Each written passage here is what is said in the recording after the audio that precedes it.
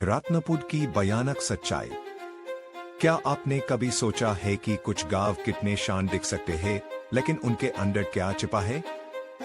आज की कहानी है उत्तराखंड के गांव रत्नपुर की, जहां एक अजीब सच्चाई ने जन्म लिया।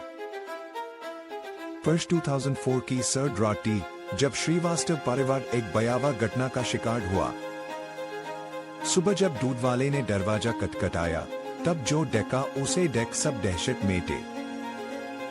3 लाशें एक कमरे में पड़ी थी, खून से सना हुआ फर्श, पर सबसे चौंकाने वाली बात ये थी कि कोई हथियार नहीं मिला। गांव के लोग कहते हैं, रात ठीक 12 बजे अजीब चीखें सुनाई देती थी।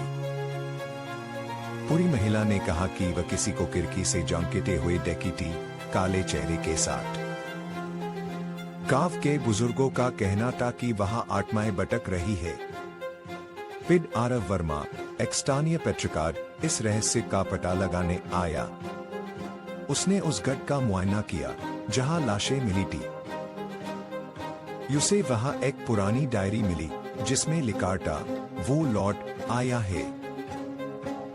टीरी की लेखिका शायद परिवार की बेटी टी.बी.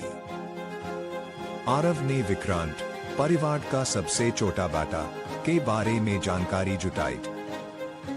पुलिस ने कहा था कि विक्रांत मानसिक रूप से अस्तित्व और कहीं चला गया। आरव को यकीन था कि विक्रांत ही इस सब के पीछे है।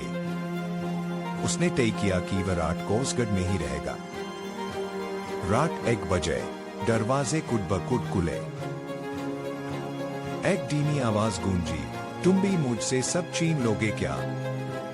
आरव ने हिम्मत नहीं हारी। उसने कैमरे लगाए और रिकॉर्डिंग शुरू की। सुबह होते ही आरव ने पुलिस को सब दिखाया।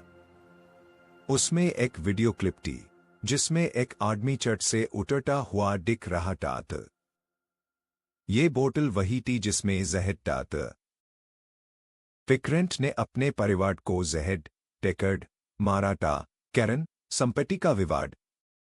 पुलिस ने विक्रांत की तलाश शुरू की, लेकिन वो कभी नहीं मिला। कई लोग मानते हैं कि वो अब भी उस गढ़ में है। कई लोग कहते हैं कि उसकी आत्मा ही उस गढ़ को कंट्रोल करती है। आज भी श्रीवास्तव परिवार का वो गढ़ बन पड़ा है। जो भी उस गढ़ के पास जाता है, उसे रोने की आवाज सुनाई देती है। कुछ लोग कहते हैं कि उस खिड़की में कोई अब भी झांकता है। इस कहानी में एक गहरा संदेश छिपा है। क्या आप सोचते हैं कि हर गांव में कोई न कोई छुपा रहस्य होता है? आपका क्या ख्याल है? इस कहानी ने आपको कैसा महसूस कराया? कौन जानता है अंधेरे में छिपा रहस्य क्या है? क्या आप भी कभी उस गांव में जाना चाहेंगे? आइए इस कहानी को खत्म करते हैं, लेकिन याद रखें, हर कहानी में एक डर होता है। क्या आप इस कहानी के बारे में और जानना चाहेंगे?